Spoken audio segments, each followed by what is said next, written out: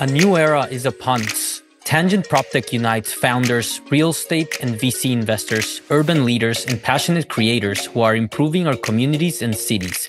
Join venture capitalists Jeffrey Berman and Zach Aarons and PropTech entrepreneur Edward Cohen, that's me, to learn about housing innovation, the future of work, and climate tech.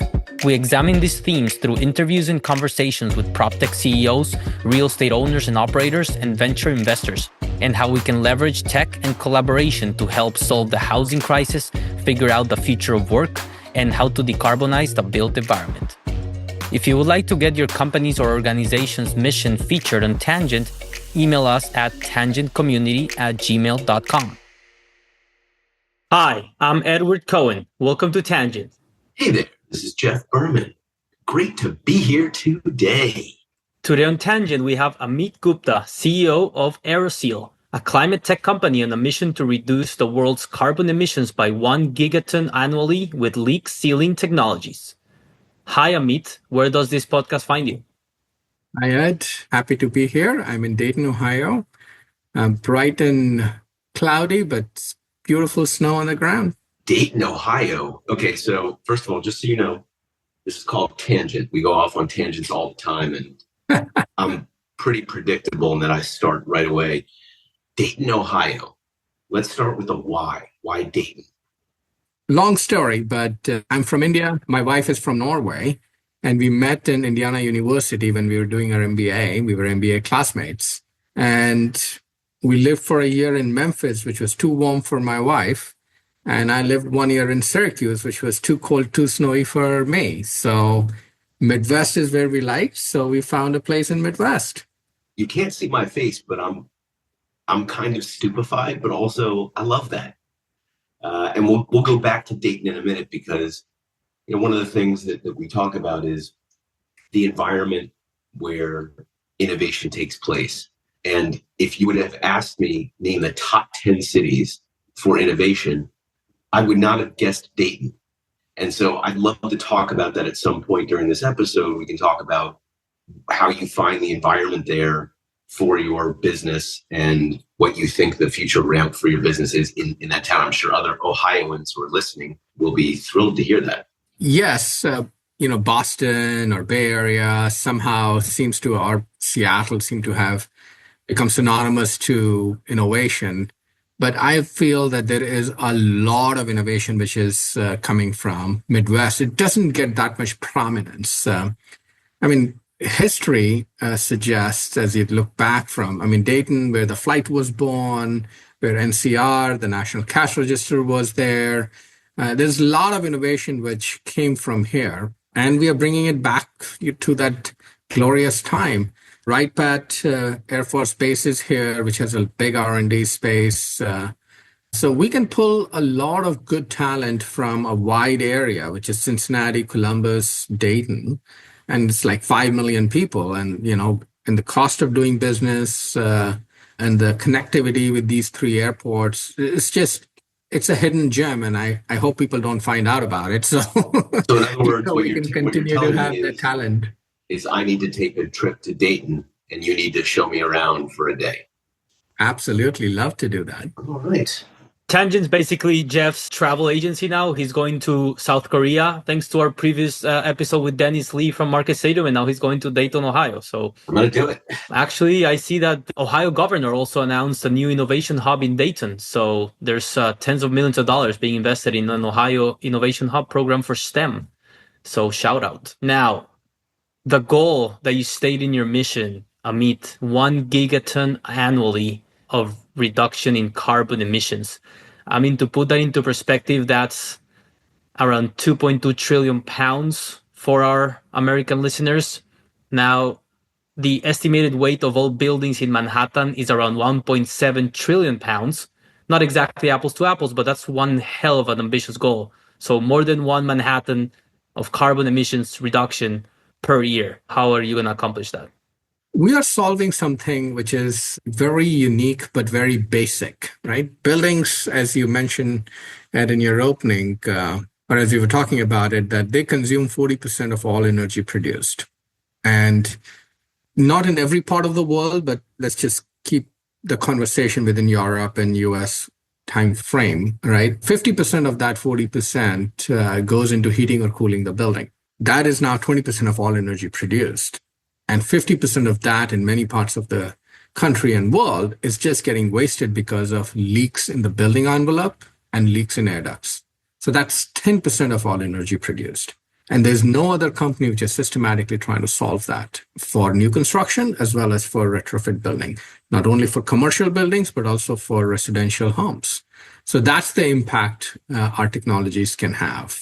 Plus, we have technologies which we are developing starting next year for underground gas pipeline leakage, which is, as natural gas gets transported underground, there are lots of small leaks, which just creates a lot of impact, negative impact on climate. And we can make a big difference in that as well. Fascinating. We're going to jump into the technology in a second, but Aeroseal, you're one of the fastest growing clean technology companies in the US with presence now in all 50 states and 27 countries. But you didn't start there. You have been bootstrapping Aeroseal since 2010. So tell us, about your background and how you got to today. So the technology originally came from Lawrence Berkeley National Laboratory, where my partner, inventor, Dr. Mark Modera, was a staff scientist. He developed this technology in mid-90s. And then he started the company in his garage, another California garage story, in late 90s. And then within a couple of years of him starting the company, Carrier Corporation, the biggest HVAC company perhaps in the world, came in and said, hey, we are putting high efficiency furnace and high efficiency air conditioners in homes, but 30% of all the efficiency is getting lost with the air ducts. If we can combine our equipment with sealing the air ducts, that'll give us a big competitive edge. So they bought the company early on in 2001, unfortunately, 2 weeks before 9/11. So that created a lot of turmoil in the company. So that's where the journey with Carrier Corporation started. I joined Carrier in 2002. And after doing a variety of roles at Carrier, I was doing product management, and where I came across this technology and I was like, oh my God, this has that immense potential to make a difference. So that's where we try to grow the company within Carrier, and subsequently took the company out of Carrier and bootstrapped the company in 2010 with some friends and family supporting me. Have you taken venture money since, or it's just been bootstrapped all the way? So first 10 years, Jeffrey, we were a bootstrapped company. And after growing the company for 10 years and got to a really good spot where we were growing 20%, making few millions in margins, the original dream of making a world-changing company resurfaced, where I thought it'll just take too long to just continue to grow with our own funding. So we took venture capital money to scale our solutions in 2021. So since 2021 till last year, we have raised close to $100 million now. Okay. And has that worked? Have you seen the scale jump from your initial bootstrapped to, hey, we're going to be a world-changing company? Has the money, did it do what you wanted to do? Absolutely. It has enabled quite a bit of investments in R&D, making the machines much more easy to use and scalable. Our goal is to have a duct sealing machine on every HVAC truck. So every time the equipment is being replaced, we can seal the ducts. Back to the original thesis where Carrier bought the company, right, in 2001. So we're finally, after 20 years, are getting to that vision, as well as having a very simplified system that every time a house is being constructed, we should be able to seal the building envelope. So we're getting back to that original vision.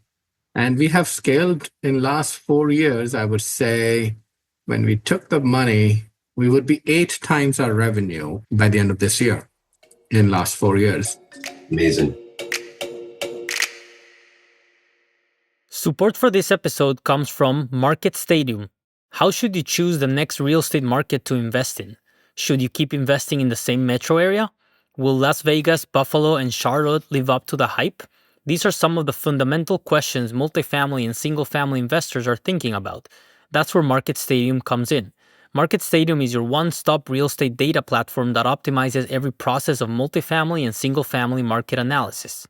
Market Stadium helps accelerate 4 essential steps in the real estate investment process, including macro market selection, initial market screening, deep dive location analysis, and investment presentation.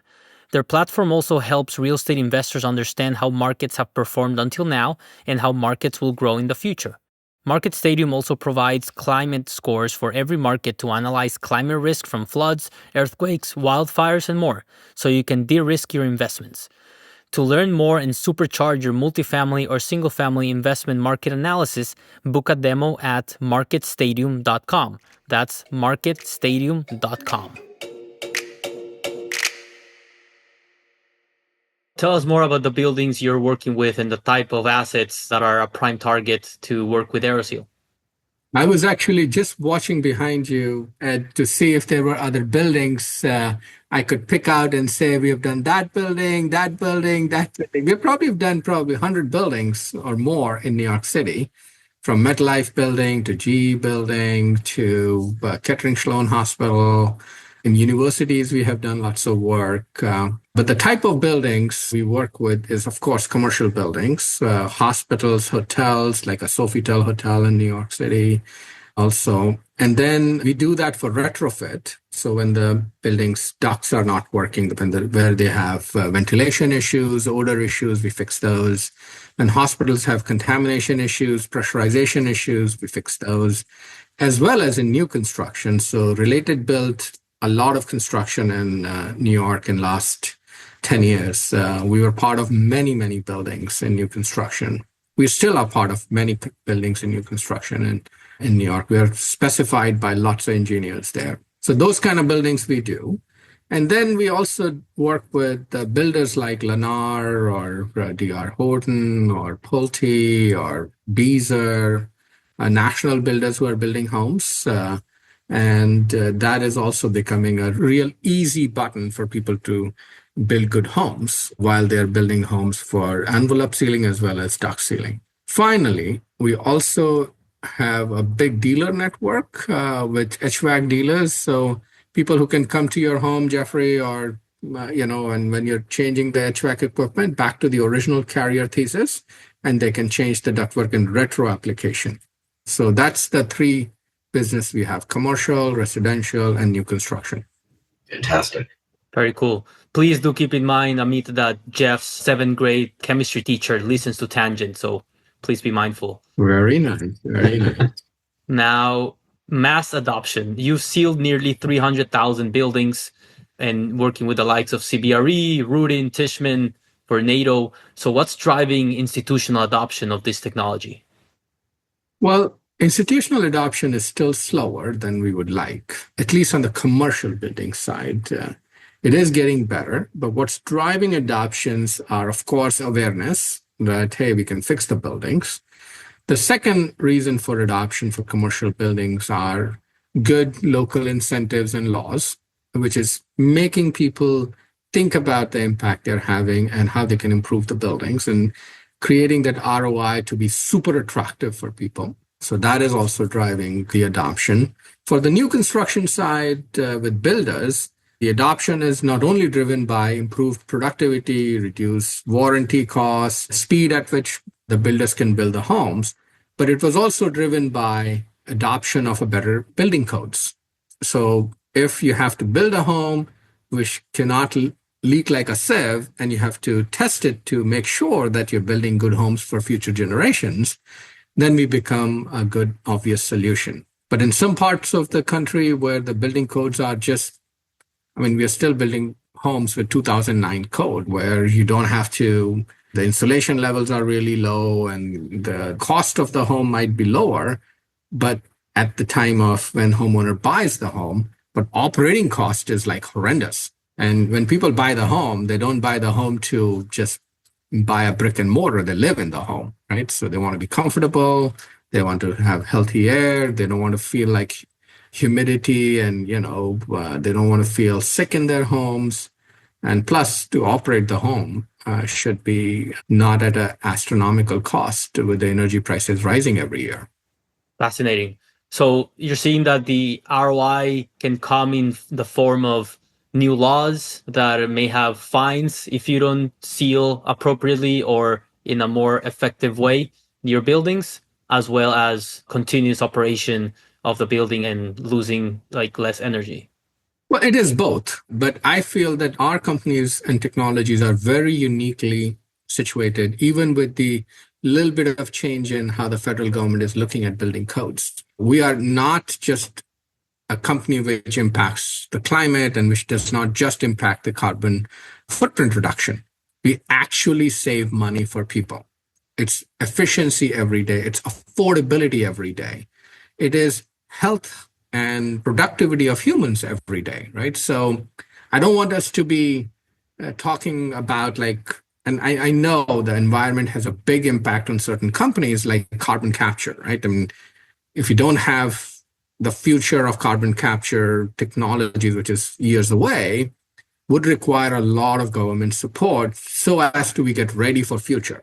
We are not a technology for future. We are a technology for today. We make homes better today. We save, I mean, if people will seal air ducts in their homes today, they will save at least $300 to $600 every year at a minimum. That is like a 3-year, 4-year payback for homeowners with all the, if they get tax credit, even if the tax credit goes away, there are utility incentives which they can take advantage for. And that's a very low payback, especially when you can improve your home for health and comfort, and then it pays for itself, right? Similarly for builders, if they can reduce their warranty costs, their time to build, their overall quality of build, etc., then we are a boost for them, not because there's some carbon footprint reduction goal they're trying to hit. In terms of the reduction in time that it takes to build new homes, I think that could be a crucial point for builders, especially now with so much uncertainty around the supply chain for materials, as well as labor shortages in some markets. So have you quantified, or how much faster do you help new developers build new homes with your technology? Absolutely. So we have seen that to seal up a proper home could take at least 16 hours to 20 hours of manual labor. And our work and our technology can seal that in less than 3 hours.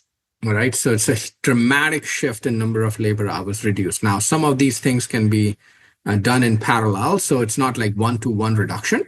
But when you try to quantify the retesting, or you have to go back and test again the home if something fails, now that testing of home envelope is done at almost at the closing of the house, right? When it doesn't pass, or when you can't meet that infiltration tightness requirement, now it's a problem for you to figure out where the leakages are and how to actually go fix it. That takes a long time. We completely eliminate that. If somebody's using our technology, they'll never have to worry about retesting and never have to worry about failing a certain requirement. We guarantee that. So there is a big reduction in the time it takes to build and retest and figure it out what is wrong. That completely gets eliminated for our builders. Measure twice, cut once, is it? Yes. You've talked about major ventilation failures in New York City's buildings. Tell us more, what's broken and how is Aeroseal fixing it? So if you look at any of the tall buildings behind you, Edward, these buildings have literally, shafts which are made up of sheetrock, which are made up of sometimes sheet metal, but they are made up of any building, material, and they have leaks all throughout the building. But if these buildings are built 20, 30, 40, 50 years ago, if not even longer, the engineering requirements at that time were very different. Nobody was even testing what they are putting together for leakage. Now, imagine there is a big fan on top of a building. It's like a straw you have, right, for the shaft. And the straw has lots of leakages, and you're trying to suck the air from the very top. If it has a lot of leakages, how much water can you really suck? The straw will be ineffective. So we can fix that shaft. And once we fix the shaft, that is the ventilation problem we get fixed. So you're getting the ventilation from the bathrooms and from the kitchens and not between the walls. And once you're having the right ventilation from the bathrooms and the kitchen, The odor issues in the buildings goes away. I mean, you can go to really high-end buildings and you'll find somebody's cooking fish somewhere and you can smell it all across the corridor, right? We eliminate that. You can go to high-end buildings and you go to the bathrooms and they will be stinky. We eliminate that. Sometimes you go to these New York City buildings and you try to open their front door. I mean, they all have turn doors now, but you cannot open the front doors because it's like, you have to fight with your might, try to get the door open because the door is getting pushed in because of the ventilation issue. So we can fix that. So there's lots and lots of issues in New York buildings, which is nobody's fault. It's just how the buildings were constructed for many decades. And we bring our solution back where we can make the buildings ventilate better and breathe better, which brings the fresh air, which brings the health of the buildings back. Yeah. At least two of those issues are happening at the building where I live right now in Williamsburg. And one of them is opening the main door of the building during winter. It's a full workout, just pushing that door. I can't believe it has to do with the ceiling or lack thereof in the building. Fascinating. Yeah, that's ventilation issue in the building. Now, let's talk a bit more about the investment that you received in the last 4 years. How does this investment help accelerate adoption and innovation? And are you planning to raise any funding in the future, or will this get you to a place where you don't need any more funding, external funding at least? So we look at funding from the point of view of what we're trying to achieve. As I said, we took the funding only to scale. We didn't take the funding for figuring out product market fit. We didn't take funding to figure out if the technology is viable or not. We were already very profitable when we took the funding. So from the scale point of view, I think we are well on our way. We're not looking for any additional funding, at least in any near future or in medium term. So now as we develop underground gas pipeline solution, that could be a different conversation at that time to see if we would have to get any additional funding. But if you ask me today, I don't foresee it. I think we should be in pretty good shape. We are planning to turn profitable now, and we have plenty of capital to give us the cushion as we add up shore up our cash reserves for the next 5-6 years. I hope that all entrepreneurs listening to this really pay attention to what you just said, because that is music to my ears. And that might seem counterintuitive for a venture capitalist to say whose job it is to deploy money into companies like yours. And maybe this is a Dayton, Ohio, Midwest mentality where it's not just a valuation game. Like it's very clear that you don't care what your valuation is. I'm sure you do care because of dilution and obviously founder equity. But as far as the vanity metric that so many people care about, which is ludicrous. And that is really refreshing to hear. So I applaud that. Thank you, Jeffrey. For us, money is no other indication than accelerating and creating that future a little bit sooner.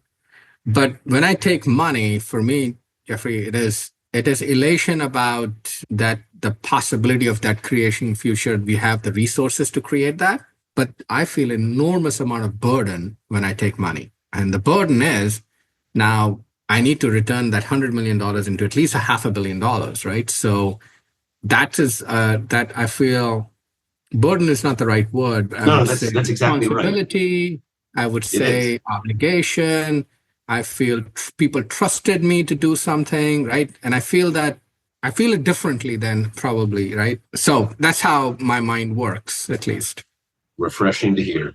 Absolutely. No, I think that also, cements your framing that you're solving a problem today, right? And I think a lot of the issues when we talk about climate tech and, how to improve in our buildings operational, how much we're emitting in terms of carbon emissions, we always talk in future terms. And it's not something that maybe creates that necessary sense of urgency that you create when you frame it in the way that you would do.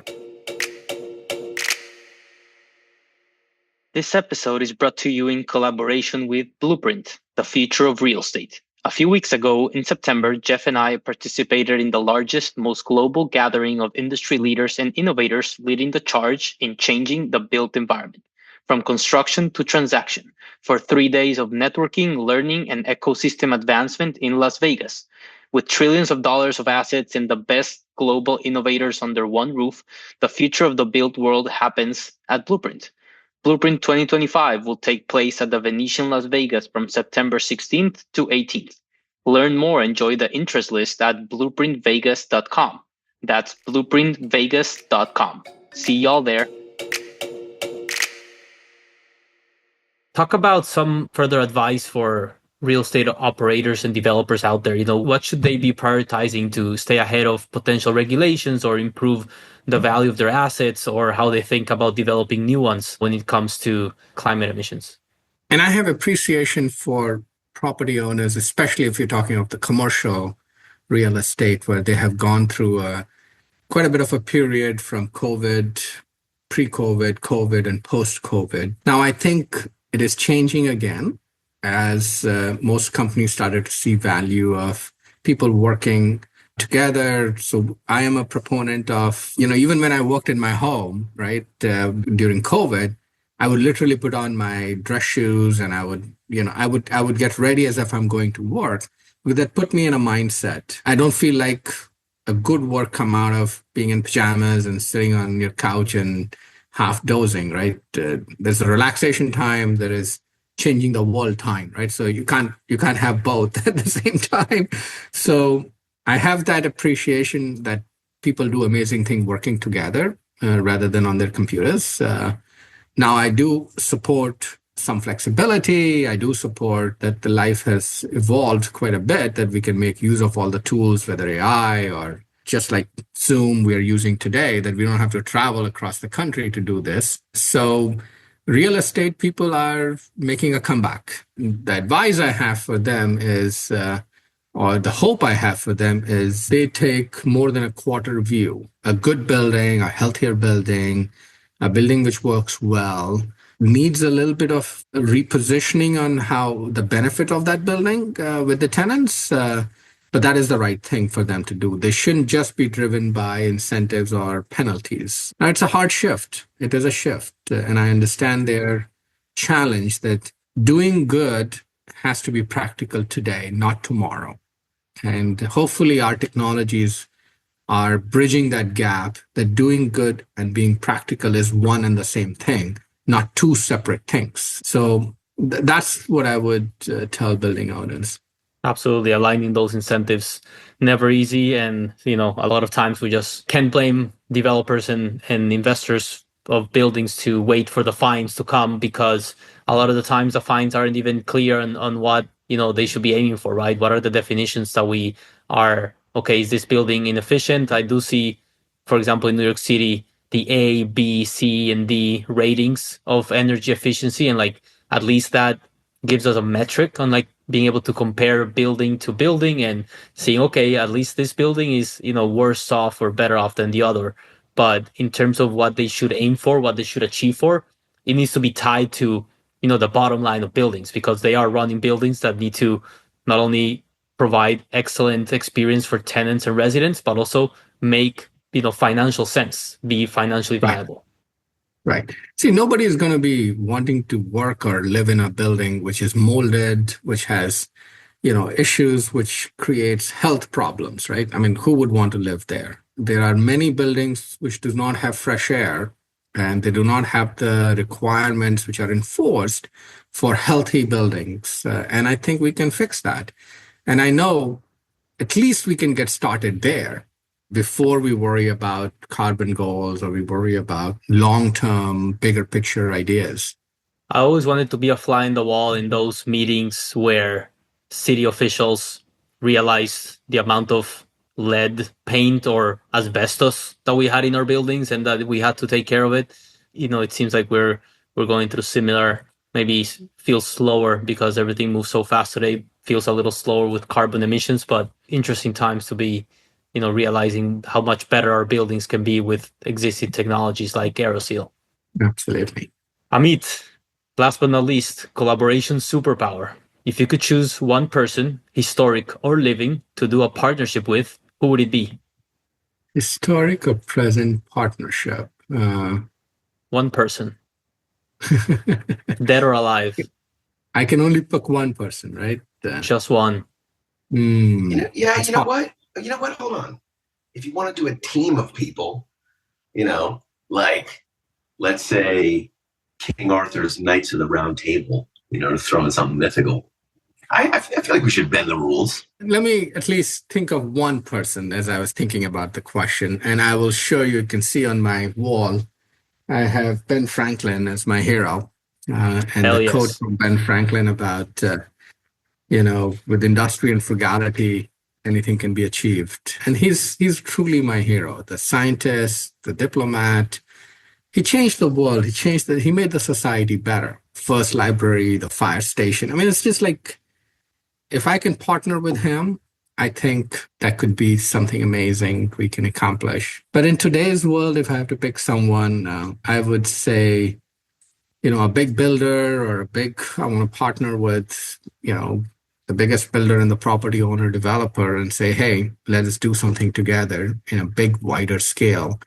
Let's build 100,000 homes, just do it together where we can really scale and show people that doing good and doing right is actually same thing, if not actually doing right and doing good together is more right and more good. And it's like a sort of a double bounce effect. Then it's not a either or. Absolutely. Thank you. I mean, Benjamin Franklin also did own some property in Ohio, among other places. So there you go. Amit, where can Tangent listeners and real estate owners, developers, and investors learn more about Aeroseal and connect with you?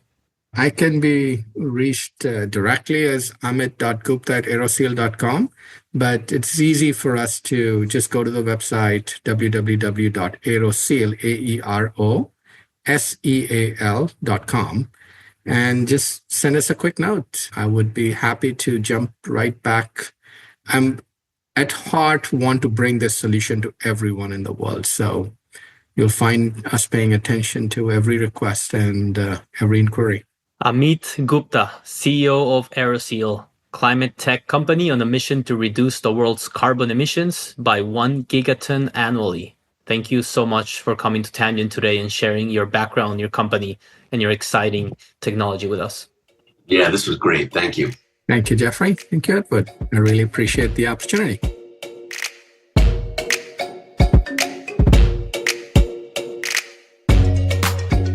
If you like what you heard, please subscribe, rate, and review Tangent, and share the show with a friend. This episode is produced by me, Edward Cohen.